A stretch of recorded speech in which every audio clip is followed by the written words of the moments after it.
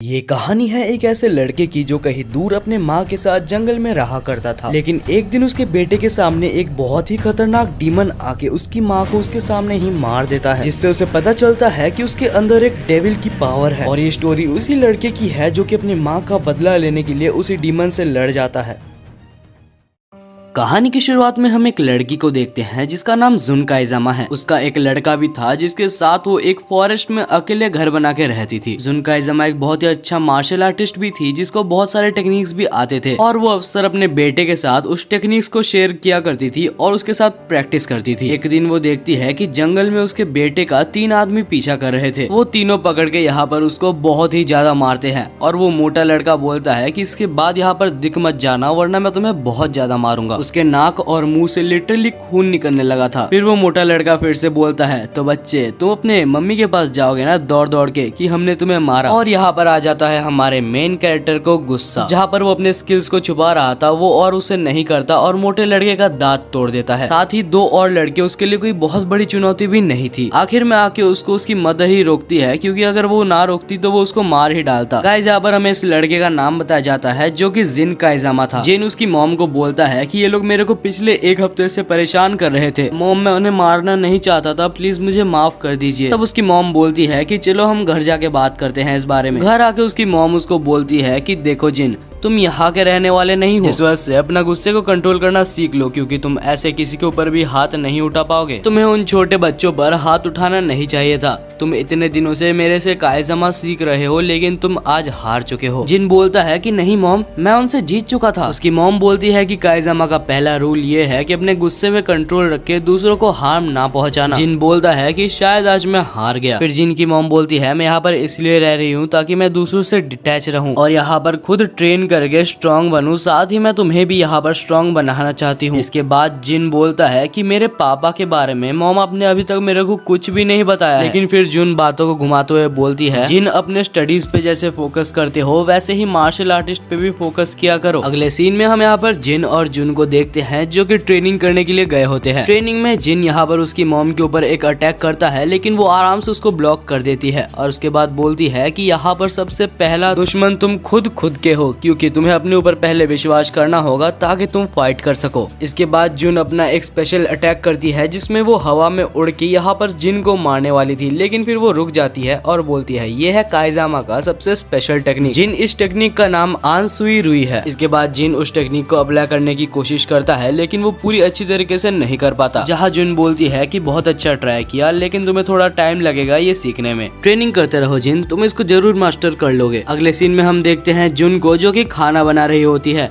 और यहाँ पर जिन पूछता है कि मॉम आज खाने में क्या बना रहे हो। तब वो बोलती है कि ये तो कुछ स्पेशल है और तभी बाहर से हम देखते हैं कुछ आवाज आने लगती है। जब वो बाहर जाती है तो वहाँ पर वही लड़का आया होता है अपने पापा के साथ जो कि यहाँ पर जिन से पिट के गया था। उसके पापा ने यहाँ पर शराब पी हुई थी जिस वजह से वो शराबी हालत में बोलता है किसने मारा मेरे बेटे को? हाँ मरना है तेरे को मरने से डर नहीं लगता। और इसके बाद वो कांच का बोतल को फोड़ देता है और उसके ऊपर अटैक करने जाता है। जहाँ पर जिन उसको मारने वाला होता है उससे पहले ही उसकी मॉम यहाँ पर उसको एक ही फाइट में दूर कर देती है। उसके बाद उसकी मॉम बोलती है कि ठीक है आप यहाँ से अब जा सकते हैं। अगले सीन में फिर से दोनों ही घर में बैठे होते हैं जहाँ पर वो बोलती है कि जिन ये मत भूलना कि तुम एक काइजामा हो और तुम्हें अपने गुस्से पे कंट्रोल रखना होगा वरना तुम हार जाओगे। ये हमेशा याद रखना कि अगर तुम गुस्से पे कंट्रोल रखोगे तो तुम्हारी जीत होने की चांसेस ज्यादा है। ये सब वो जिन को समझा ही रही होती है कि बाहर से एक बहुत ही अजीब सा आवाज आता है। जुन सबसे पहले जाके सारे घर के पर्दों को बंद कर देती है। जिन बोलता है मॉम डरने की कोई बात नहीं है, शायद एक जंगली जानवर होगा। तब जिन की मॉम बोलती है नहीं ये एक डीमन है। हम देखते हैं बाहर एक बहुत ही खतरनाक डीमन आ चुका था। जिन मेरी बात ध्यान से सुनो, मैं उससे लड़ने के लिए जा रही हूँ और अगर बाय चांस मुझे कुछ भी हो जाता है तो तुम घबराना मत और बाहर मत आना और अपने ग्रैंडफादर याची मिसियामा के पास चले जाना। इसके बाद जुन यहाँ पर डीमन से लड़ने के लिए बाहर चले जाती है जहाँ पर उन दोनों के बीच में बहुत ही घमासान फाइट होता है। एक मॉर्टल बीइंग होने के बावजूद डीमन को यहाँ पर जुन बहुत ही अच्छा टक्कर दे रही थी, लेकिन फिर यहाँ पर वो डीमन डोमिनेट कर लेता है और उसके बाद यहाँ पर जुन का गला पकड़ लेता है। जिन घर के अंदर बैठ के ये सब सह रहा होता है, लेकिन वो और सह नहीं पाता कि वो उसकी माँ को अपने सामने खो दे। फिर जिन यहाँ पर बाहर चले जाता है और वो डीमन के ऊपर हमला करने की कोशिश करता है, लेकिन मानो उसके अटैक्स डीमन के ऊपर बिल्कुल बेअसर थे। वो डीमन एक ही अटैक में जिन को बेहोश कर देता है और बहुत ही दूर फेंकता है, और उसके बाद जुन को छोड़ के जिन को मारने के लिए वो डीमन चले जाता है। और तब हम देखते हैं कि जिन को बचाने के लिए जुन अपनी कुर्बानी दे के उसके ऊपर अटैक करने के लिए जाती है, लेकिन ये डीमन कुछ ज्यादा ही पावरफुल निकलता है और उसके अटैक्स यहाँ पर उसके ऊपर कोई असर नहीं करते, और वो डीमन यहाँ पर उनके छोटे से घर के ऊपर भी आग लगा देता है। जुन देखती है कि उसके घर के सिलेंडर में से थोड़ा थोड़ा करके गैस लीक हो रहा था, और कोई रास्ता ना देख के यहाँ पर जुन अपने आखिरी सांस तक उसके साथ फाइट करती है और उसको सिलेंडर के पास तक ले जाती है और जाके बोलती है, जिन मैं तुमसे हमेशा से प्यार करती थी, मैं बस इस दुनिया से जा रही हूँ, लेकिन जिन मैं तुम्हारे ऊपर हमेशा नजर रखूंगी। और फिर वो उस डीमन को लेके एक साथ उस घर को ब्लास्ट कर देती है, जिससे ये दोनों ही यहाँ पर मर जाते हैं। जब तक जिन को होश आता है बहुत लेट हो चुका था। जिन अपने माँ के जले हुए कपड़े नीचे पड़े हुए देखता है, जिससे वो समझ जाता है कि उसकी माँ अभी इस दुनिया में और नहीं है। इसके बाद इस चीज को एक्सेप्ट करते हुए वो बहुत ज्यादा रो रहा था। उसकी मॉम के साथ उसकी एक लास्ट फोटो भी उसके पास थी। उसके मॉम के कहे अनुसार वो अपने ग्रैंडफादर के पास चले जाता है। उसके ग्रैंडफादर मिशियामी कंपनी के ओनर थे। जब जिन यहाँ पर उस कंपनी के अंदर उसके ग्रैंडफादर के साथ घुस रहा था, तब उसके बॉडीगार्ड जिन को रोक लेते हैं। वो बॉडीगार्ड बोलता है, बच्चे तुम यहाँ पर कैसे आ गए? बिना परमिशन के तुम इस कंपनी के अंदर नहीं जा सकते। जिन बोलता है, शायद तुम्हें पता नहीं, याची मिशियामा मेरे ग्रैंडफादर है और मेरा नाम जिन काइजामा है। इसके बाद जिन को अपने ग्रैंडफादर के पास ले जाया जाता है और उसके ग्रैंडफादर पहली बार जिन को देख रहे थे। अच्छा तो ये है जिन काइजामा, मेरे साथ फाइट करो जल्दी। जिन को समझ नहीं पाता कि उसके ग्रैंडफादर उसको पानी पिलाने से पहले उससे फाइट करने के लिए बोल रहे हैं।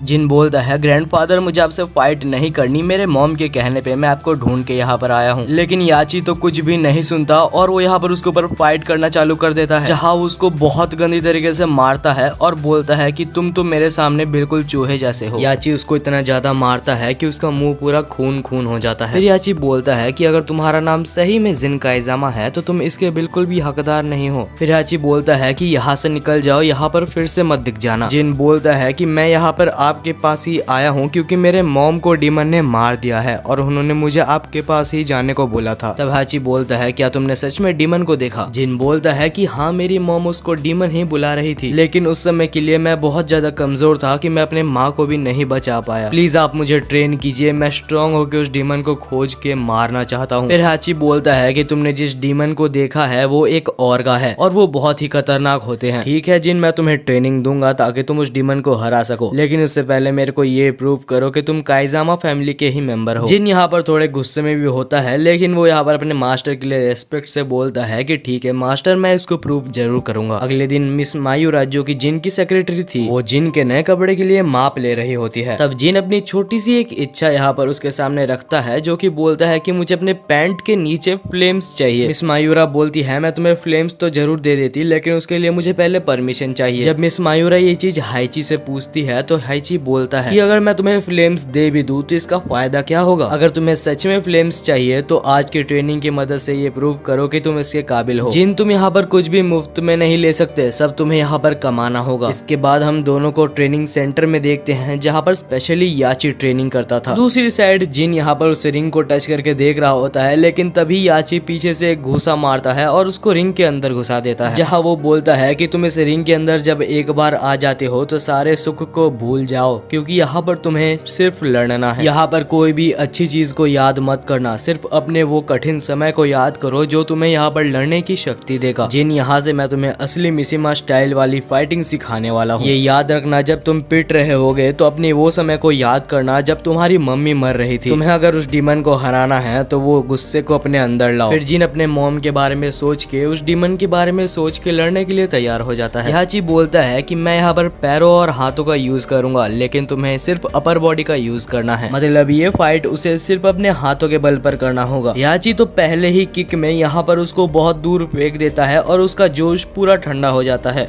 याची बोलता है कि ये समझो ये तुम्हारे अपर बॉडी का ट्रेनिंग हो रहा है। जब तुम्हारा अपर बॉडी बिल्कुल परफेक्ट हो जाएगा तो फिर मैं लोअर बॉडी में आऊंगा, और जब तुम दोनों में ही मास्टरी हासिल कर लोगे तब मैं इसको कंबाइन करके मिशिमा स्टाइल टेक्निक को बनाऊंगा। इसके बाद वो थोड़ा मोटिवेट करता है और जिन फिर से मोटिवेट होकर लड़ने के लिए तैयार हो जाता है। और इसके बाद जिन जी तोड़ मेहनत करता है। आखिर में वो इतना ज्यादा मेहनत कर लेता है कि वो नीचे गिर जाता है। तब हाइची आता है और बोलता है बहुत अच्छे, लेकिन तुम्हें और मेहनत करनी होगी, और उसको एक ईटा दिखाता है और बोलता है कि इसको तोड़ के दिखाओ। जहाँ पर जिन कोशिश तो करता है लेकिन उसका हाथ जरूर दुख जाता है। जहाँ हाइची तो उसको एक ही बार में तोड़ देता है, और ट्विस्ट ये है कि वो एक ईटा नहीं, एक ही बार में 5 ईटा तोड़ देता है। फिर वो जिन को बोलता है कि आज के ट्रेनिंग पे जैसे फोकस किया हर दिन वैसे ही फोकस करना, और उसका आज का ट्रेनिंग यहीं पर खत्म हो जाता है। फिर हाइची बोलता है कि आज हमारा एक डिनर मीटिंग है तो तुम उसको जरूर से अटेंड करने वाले हो, जिस वजह से फ्रेश होके मेरे पास आ जाना। इसके बाद हम यहाँ पर दोनों को ही डिनर टेबल में देखते हैं, जहाँ पर हाइची बोलता है कि मैं यहाँ पर एक जन के साथ बात करूंगा। उस बिजनेस मीटिंग में तुम तब तक कुछ नहीं बोलोगे जब तक मैं तुम्हें कुछ ना बोलूं। बाकी जो भी तुम्हें कुछ हेल्दी खाना है वो तुम ऑर्डर कर सकते हो। इसके बाद हम देखते हैं कि उनका बिजनेसमैन यहाँ पर आ जाता है, जो कि बोलता है कि इस पेंडेंट को खोजने में मेरे को बहुत पैसा लगा है, और वो ये सब यहाँ पर झूठ बोल रहा होता है और डील के हिसाब से वो ज्यादा पैसा मांग रहा था। जब हाइची बोलता है कि डील के हिसाब से तुम बहुत ज्यादा पैसा मांग रहे हो, हम तुम्हें कोई भी एक्स्ट्रा पैसा नहीं देंगे। तब वो सेलर बोलता है कि ठीक है, मैं कोई और बायर खोज लूंगा। तब हाइची जिन को बोलता है कि जाओ और उससे वो पेंडेंट छीन लो और उसको दिखाओ कि हमारा बात ना मानने से या फिर डील तोड़ने से क्या होता है। जहाँ वो सेलर बोलता है तो अभी मेरे से एक बच्चा लड़ने वाला है, और वो यहाँ पर एक चाकू को उठा लेता है। वो जिन को एक नॉर्मल सा बच्चा समझ रहा था, लेकिन हम देखते हैं कि जिन भी यहाँ पर ठीक है बोल के उसे फाइट करने के लिए रेडी हो जाता है। और अब इन दोनों के बीच में लड़ाई चालू हो चुकी है, जहाँ पर वो शख्स पहले चाकू से यहाँ पर जिन का हाथ को काट देता है, और तब जिन यहाँ पर उसको मार के उसका हाथ ही तोड़ देता है, और इसके बाद वो एक ही फाइट में उसको बेहोश करके उसको फिनिश कर देता है। जहाँ हाइची उसको देख के इम्प्रेस होता है और बोलता है बहुत अच्छे काम किया, लगता है ट्रेनिंग का फायदा तो हुआ है। और इसके बाद यहाँ पर हाइची जिन के गलतियां को भी बताता है, जहाँ पर वो बोलता है कि तुम उसको फिनिश तो कर चुके थे,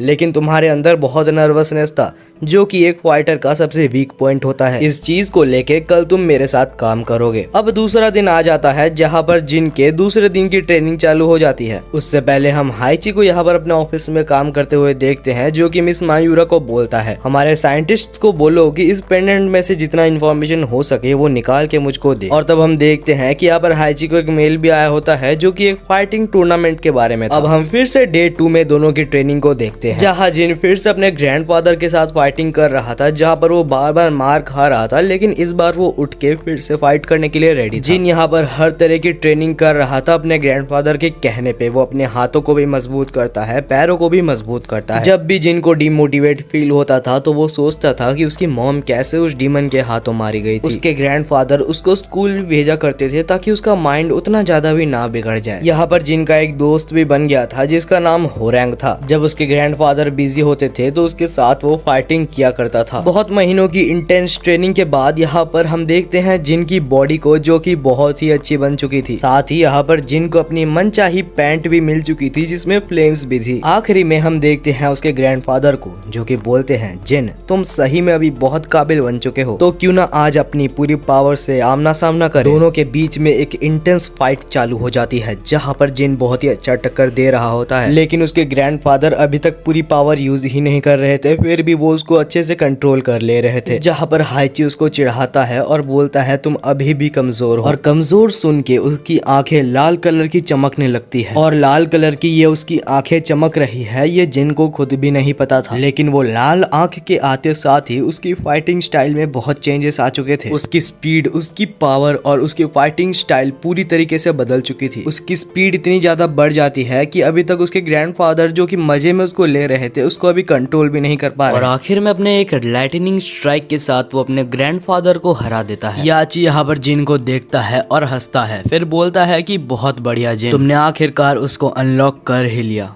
फिर वो उसके सेक्रेटरी को बोलता है कि अभी जिन को वहां पर भेजने के लिए तैयार कर दो। यहाँ पर हाइची उस ही टूर्नामेंट के बारे में बात कर रहा होता है जहाँ पर इससे पहले उसने बात की हुई थी, और इस टूर्नामेंट का नाम होता है king of the iron fist. अगले सीन में हम जिन को देखते हैं प्लेन में, जो कि उसी टूर्नामेंट के लिए निकला होता है। प्लेन में बैठे बैठे वो अपने डैड के बारे में रिसर्च कर रहा होता है, लेकिन सारे वेबसाइट्स में बस इतना ही लिखा हुआ था कि जिन काइजामा के फादर मर चुके हैं, लेकिन उसका रियल रीजन कहीं पर भी मेंशन नहीं था। जिन का प्लेन यहाँ पर लैंड हो जाता है और वो फाइनली यहाँ से निकल जाता है। अब एयरपोर्ट पे जिन की सेक्रेटरी मिस मायूरा उसका वेलकम करती है और जिन को बोलती है जब तुम वहाँ पर पहुंच जाओगे तो अपनी सेफ्टी के लिए बस ये मत बोलना कि तुम हाची मिशियामा के ग्रैंडसन हो। जिन इस बारे में ज्यादा नहीं जानता था, लेकिन वो मान लेता है। तब पीछे यहाँ पर जिन का दोस्त होरैंग आ जाता है और बोलता है क्या इस नूबड़े से मुझको फाइट करना पड़ेगा। बाय द वे यहाँ पर जिन काइजामा बिल्कुल हयातो जैसा दिख रहा है, जिसको लगता है कमेंट करके जरूर बताना। और यहाँ पर कुछ और लोग हमें दिखाए जाते हैं जिनका नाम मैं आपको बताता हूँ। कोने वाली लड़की का नाम जूलिया चैन है और बीच वाले लड़के का नाम जॉन फिनिक्स है, और आखिर में एक लड़की जो बिल्कुल इंटरेस्टेड नहीं थी, उसका नाम है नीना ओलिया। फिर सब बैठ के यहाँ पर कार में जाने लगते हैं जहाँ पर जिन फिर से अपने पापा के बारे में रिसर्च कर रहा था। रिसर्च करते करते यहाँ पर उसको एक वीडियो फुटेज अचानक से दिख जाता है जिसका नाम था king of the iron fist. उस वीडियो में एक बंदा काजुआ और साथ ही में हाइची का फाइट चल रहा था, और वो फाइट सच में बहुत ही इंटेंस चल रही थी। जिन काइजामा के साइड में बैठ के होरैंग भी वो वीडियो को देख रहा होता है जहाँ पर वो बोलता है ये तो काजुआ है जो कि king of the iron fist का सबसे होनहार चैंपियन था। जब जिन उस बारे में और ज्यादा पूछता है तो उसे पता चलता है कि काजुआ एक अनडिफिटेड एनिमी था जिसको कोई भी हरा नहीं पाता था। बस इकलौता पॉल फिनिक्स जो हमारे सामने बैठा है वो उसको हराने के करीब था। काजुआ का पावर कोई भी डीमन से कम नहीं था। इसके बाद उसे ये भी पता चलता है कि टूर्नामेंट के बाद काजुआ को हाइची ने गोली मार दी थी। ये चीज सुन के जिन तो बिल्कुल ही चौंक गया था, और इसके बाद जिन की सेक्रेटरी मिस मायूरा सबका ध्यान भटका के बोलती है बाहर का सीन एंजॉय करो। जिन और साथ ही में उसके दोस्त अभी अपने डेस्टिनेशन में पहुंच चुके थे, जहां कार से एक और कॉन्टेस्टेंट उतरता है और इस कॉन्टेस्टेंट का नाम लियोस मेर होता है, और वो कॉन्टेस्टेंट यहाँ पर जिन को ही देख रहा होता है। इसके बाद जिन यहाँ पर अपने सेक्रेटरी मिस मायूरा के पास आता है, क्योंकि उसको ग्रैंडफादर बोलने से मना किया गया था, तो वो बोलता है मिस्टर मिसियामा कहाँ पर है। तब मिस मायूरा बोलती है कि वो पहाड़ के ऊपर मिस्टर मिसियामा खड़े हुए हैं। हम यहाँ पर हाइची को देखते हैं जो कि पहाड़ के ऊपर से पुराने दिनों को याद करते हुए कुछ सोच रहा होता है। तब जिन वहाँ पर आ जाता है और पूछता है तो यही वो जगह है जहाँ पर वो फाइट होने वाली है। तब हाइची बोलता है ये एक टूर्नामेंट है। जिन मेरी बात ध्यान से सुनो, ये वही टूर्नामेंट है जहाँ पर वो डीमन जिसने तुम्हारी माँ को मारा था, पॉसिबिलिटी ये पूरी है कि वो डीमन तुम्हें यहाँ पर भी देखने को मिल जाए। तब जिन इस बात को समझता है और बोलता है ठीक है, मैं इस बात को लेके सीरियस हूँ। इसके बाद जिन अपना असली सवाल पूछता है, वो बोलता है बताओ इससे पहले टूर्नामेंट में मेरे डैड आखिर कहाँ पर मरे थे। हाइची भी यहाँ पर अपना सवाल घुमाते हुए बोलता है कि अपने पास्ट को भूलने की कोशिश करो और अभी प्रेजेंट में ध्यान दो। और यहाँ पर जिन कुछ भी नहीं बोलता और वहाँ से चला जाता है। फिर हम देखते हैं कि टूर्नामेंट यहाँ पर बिल्कुल ही चालू होने वाला था, जहाँ पर सारे कॉन्टेस्टेंट्स यहाँ पर आ चुके थे।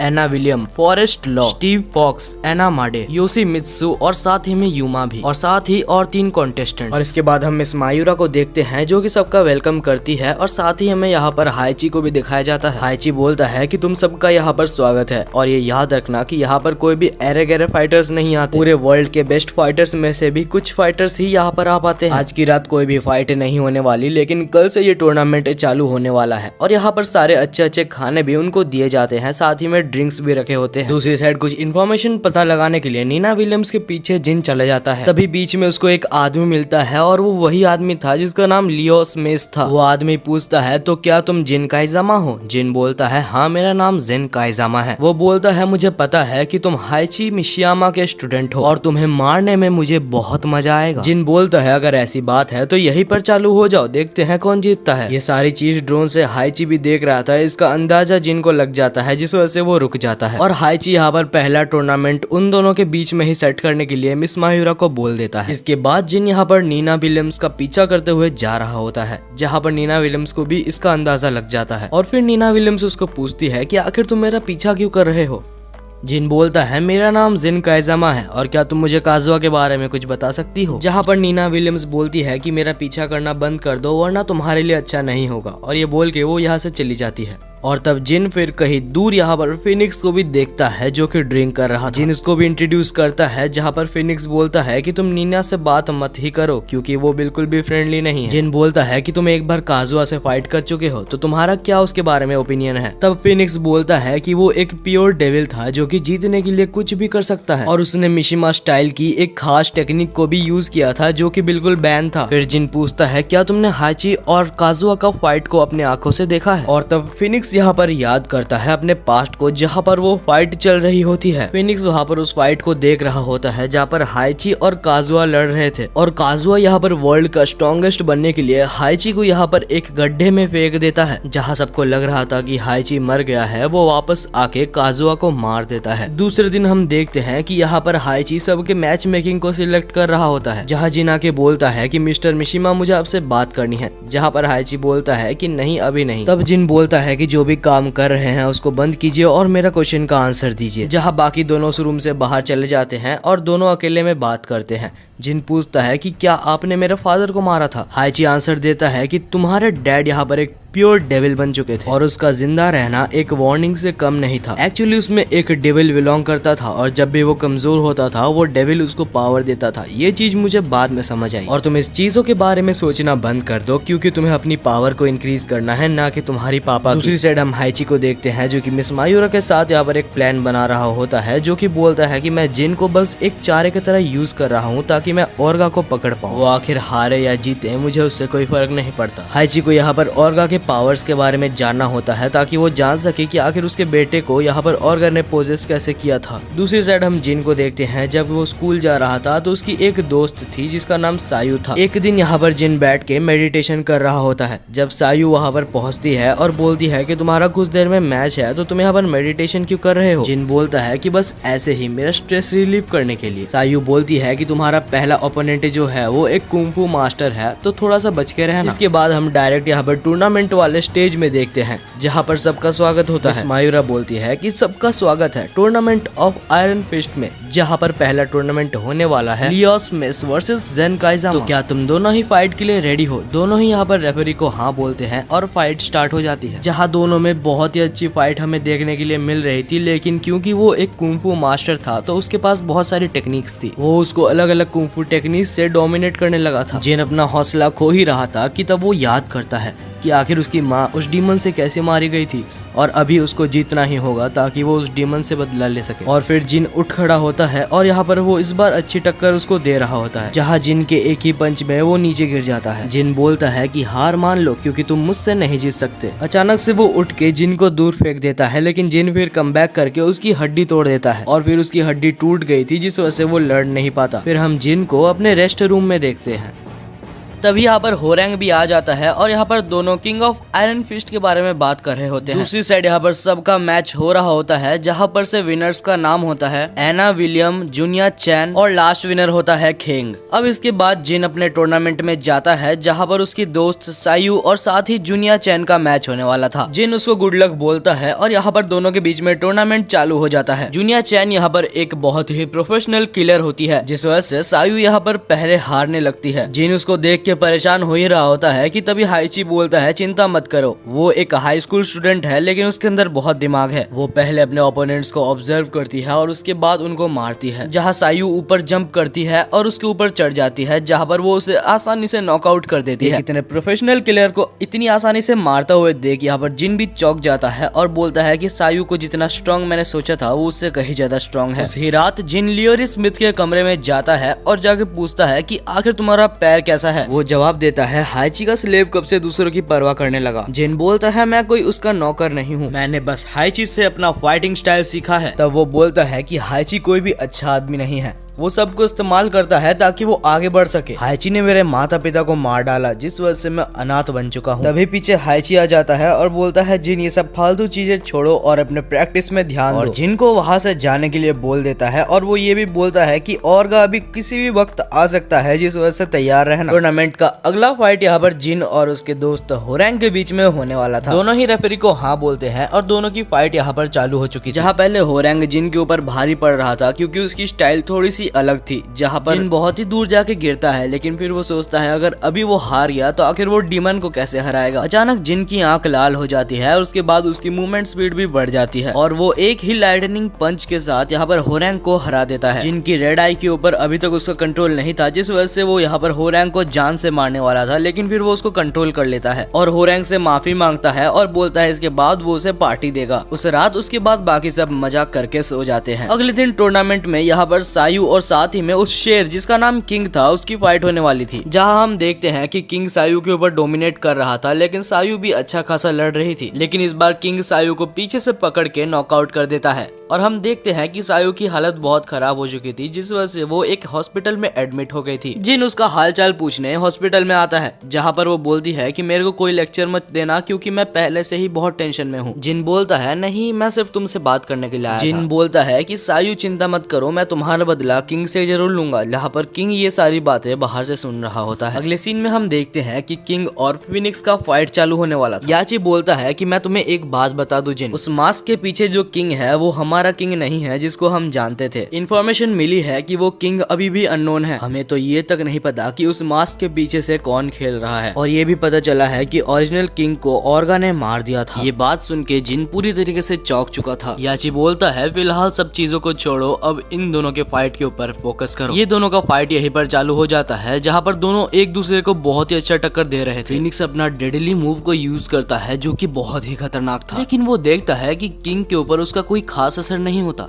फिनिक्स उसको देख के चौंक गया था। वो सोचता है आखिर ये कौन है जिसने मेरे स्ट्रॉन्गेस्ट मूव को सह लिया। तभी अचानक से किंग फिनिक्स को पकड़ता है और एक बहुत ऊंचा जंप लगाता है और उसको सीधा नीचे आके नॉकआउट कर देता है। याची बोलता है जिन तुम्हें अपना फाइनल ओपोनेंट मिल चुका है। दूसरी साइड हम देखते हैं याची को, जो कि एक डॉक्टर के साथ बात कर रहा था, और वो डॉक्टर वही डॉक्टर है जो कि पेंडेंट के बारे में रिसर्च कर रहा होता है। याची बोलता है तो ऑर्गा का पकड़ने का जाल तुम्हारे पास रेडी है ना? डॉक्टर बोलता है कि वो सब तो ठीक है, लेकिन अगर जिन का रेड आई अभी भी एक्टिवेट नहीं हुआ तो ऑर्गा का आने का कोई चांस नहीं है। याची ठीक है बोलता है और हम देखते हैं अगले दिन यहाँ पर लास्ट टूर्नामेंट चालू हो जाता है। रेफरी बोलता है तो king of the iron fist का लास्ट मैच चालू होने वाला है, जहाँ पर सब लोग अपनी पोजीशन ले लेते हैं ताकि वो आराम से इस फाइट को देख सके। दोनों के ही पास अपने यूनिक स्टाइल्स है जिससे वो ये मैच को आराम से जीत सकते हैं। मैच शुरू होते साथ किंग वही टेक्निक को यूज करता है जो टेक्निक उसने फिनिक्स के ऊपर किया था, लेकिन जिन टाइम से उसके पकड़ से बच जाता है। लेकिन फिर हम किंग को देखते हैं जो कि आराम से यहाँ पर जिन को बहुत ही दूर फेंक देता है और उसको मारे जा रहा था। तो फिनिक्स बोलता है तुम्हें ये करना होगा। साथ ही उसके सारे दोस्त बोलते हैं जिन तुम उठ जाओ, अगर हम नहीं जीत पाया तो हमें बस तुम्हें ही इस मैच का विनर देखना है। तभी जिन उसी टाइम को याद करता है जब वो वीक हुआ करता था और वो कभी भी अपने माँ को उस डीमन से नहीं बचा सकता था, लेकिन अभी इस टाइम पे वो इतना ज्यादा वीक नहीं है कि वो ऐसे ही हार मान ले। अचानक से जिन का यहाँ पर रेड आई एक्टिवेट हो जाता है और वो अपने पावर्स के साथ बहुत ही आसानी से यहाँ पर डोमिनेट कर लेता है, जहाँ फाइनली रेफरी इस मैच का विनर जिन काइजामा को घोषित कर देते। जहाँ पर उसके दोस्त जिनके लिए बहुत ही खुश थे, याची बिल्कुल गुस्सा हो चुका था क्योंकि इन सब के पीछे उसका मकसद था कि वो ऑर्गा को पकड़ पाए। जिन किंग को बोलता है कि इस मैच से मैंने जितने भी पैसे जीते हैं सब तुम रख लेना क्योंकि मुझे पैसों की कोई जरूरत नहीं है। दूसरी तरफ यहाँ पर वो जब जा रहा होता है तभी उसके सामने याची आ जाता है और बोलता है जिन अभी भी तुम्हारा टूर्नामेंट खत्म नहीं हुआ, तुम्हें अभी मुझे हराना है, उसके बाद ही तुम इस टूर्नामेंट को जीतोगे। और तभी हमारा एक और मैच चालू होता है, जिन काइजामा वर्सेस हाजी मिशियामा। जो पेंडेंट हाइची के पास है वो जब चमकेगा इसका मतलब कि ऑर्गा यहाँ पर आने वाला है और बस उसी को करने के लिए हाइची यहाँ पर जिन से लड़ रहा है। याची डीमन ऑर्गा को कैद करके उसके सारे पावर्स को अपने अंदर लेना चाहता था। याची यहाँ पर जिन को गुस्सा दिलाने के लिए बोलता है कि मैंने ही ऑर्गा को बनाया है और मैंने उसे ऑर्डर दिया था ताकि वो तुम्हारे मॉम को मारे। ये सब सुन के जिन का फिर से रेड आई एक्टिवेट हो जाता है जो कि बिल्कुल उसके पापा की तरह लग रहा था। जिन बोलता है कि याची तुमने अभी ये सब बता के मुझे तुम्हारी जिंदगी की सबसे बड़ी गलती की है और अगर तुम यहाँ से जिंदा चले गए तो मेरा नाम बदल देना। दोनों की ही फाइट यहाँ पर चालू हो चुकी थी, जहाँ पर जिन आराम से पहले हाइची को बहुत ही दूर फेंक देता है। उसके बाद जिन यहाँ पर उसके ऊपर चढ़ के उसे इतना मारता है कि हाइची लगभग बेहोश होने वाला था, लेकिन तभी अचानक से हाइची उठ जाता है और बोलता है तुम्हें लगता है मैं इतनी जल्दी मर जाऊंगा। फिर से दोनों के बीच में यहाँ पर फाइट होने लगती है, जहाँ पर इस बार हाइची जिन के ऊपर भारी पड़ रहा था और हाइची इस बार उसको दूर फेंक देता है, जहाँ जिन बेहोश हो जाता है। सबको लग रहा था कि जिन यहाँ पर हार चुका है, लेकिन जिन यहाँ पर बेहोश होके अपनी मॉम के बारे में याद कर रहा था, उसकी ट्रेनिंग के बारे में याद कर रहा था।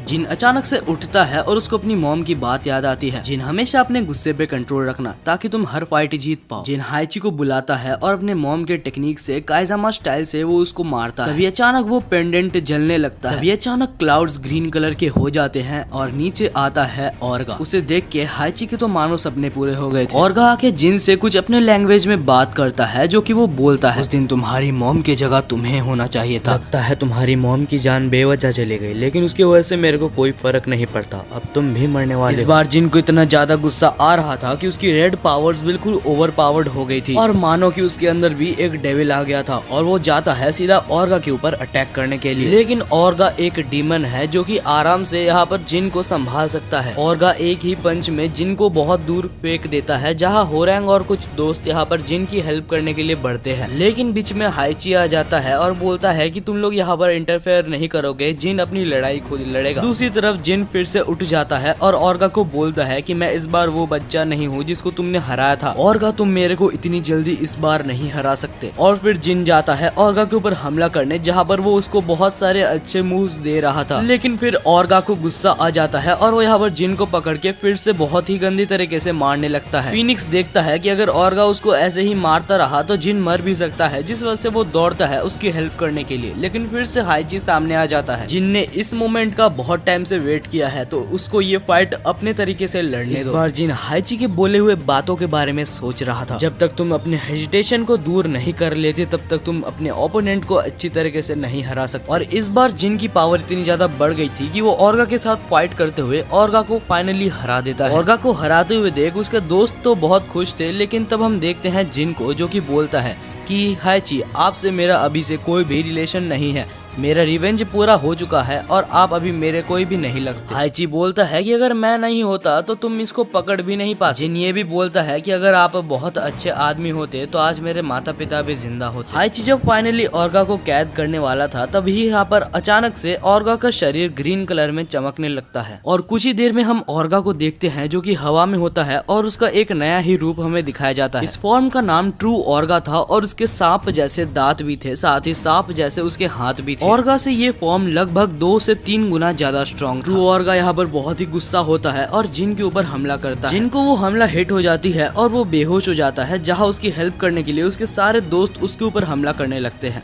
जहाँ फिनिक्स अपना स्पेशल मूव यूज करता है, जिससे ट्रू ऑर्गा बहुत घायल हो जाता है। साथ ही सायू भी यहाँ पर उसके ऊपर हमला करती है, जिससे वो थोड़ा और घायल हो जाता है। लेकिन उसके बाद ट्रू ऑर्गा यहाँ पर फिनिक्स और होरैंग को दूर फेंक देता है और हम देखते हैं वो यहाँ पर सायू की तरफ देखता है। वो सायू को अपने स्नेक वाले हाथों से पकड़ के फिर से ऊपर उठा देता है, जहाँ पर जिन बेहोश पड़ा हुआ देख रहा था। जिन सोच रहा था कि ये तो बिल्कुल सायू को वैसे ही मार रहा है जैसे उसने मेरी माँ को मारा था। क्या मैं इतना कमजोर हूँ कि मैं अभी तक अपने अपनों को नहीं बचा सकता? तो वो सोचता है कि हाइची ने ये बोला था, जब भी तुम कमजोर पड़ोगे अपने वीकनेस के बारे में सोचना, अपने गुस्से के बारे में सोचना। उस बारे में सोच के इस बार जिन बहुत गुस्सा हो गया था और उसके अंदर फिर से डेविल पावर्स आ गई थी। जिन ट्रू ऑर्गा को बोलता है कि अगर हिम्मत तुझ में है तो उसको छोड़ और मेरा सामना कर। ऑर्गा, तूने मेरी सारी फैमिली ले ली और अब तू मेरे दोस्त को भी लेना चाहता है। इसके बाद जिन ट्रू ऑर्गा के ऊपर हमला करता है और बहुत घंटों तक उनकी फाइट चलती है, जहाँ फाइनली जिन एक बहुत ही खतरनाक पंच ऑर्गा के ऊपर करता है और उसका काम तमाम कर देता है। जहाँ जिन की पावर देख के और उसकी कामयाबी देख के सब खुश थे, तभी याची सामने आ जाता है और बोलता है, मुझे लगा ही था कि तुम्हारे अंदर भी डेविल की पावर है, जिस वजह से तुम्हारे फादर मरे थे, अब तुम भी वैसे ही मरने वाले। तभी हाइची अपने अंदर से गन निकालता है और जिन काइजामा को शूट कर देता है। जिन को गोली लग चुकी थी, लेकिन अभी तक वो मरा नहीं था। और हम देखते हैं जिन को, जो कि अपने मॉम के पास चला गया होता है, जहाँ उसकी मॉम बोलती है कि अपने पावर्स को अच्छे काम के लिए ही यूज करना। तभी अचानक जिन को होश आता है, लेकिन इस बार जिन पूरी तरीके से डेविल बन चुका था। वो हाइची को इतना ज्यादा मारता है कि उसके पूरे मुंह से खून निकलने लगता है। जब जिन के दोस्त उसे रुकने के लिए बोलते हैं, तो जिन रुक जाता है और अचानक से ही वो कहीं उड़ के चला जाता है। और गाइस, को पर्सनली ये एनीमे बहुत ही अच्छा लगा और मैं आप सभी को ये बता देता हूँ कि जिन काइजामा का फादर अभी तक मरा नहीं है।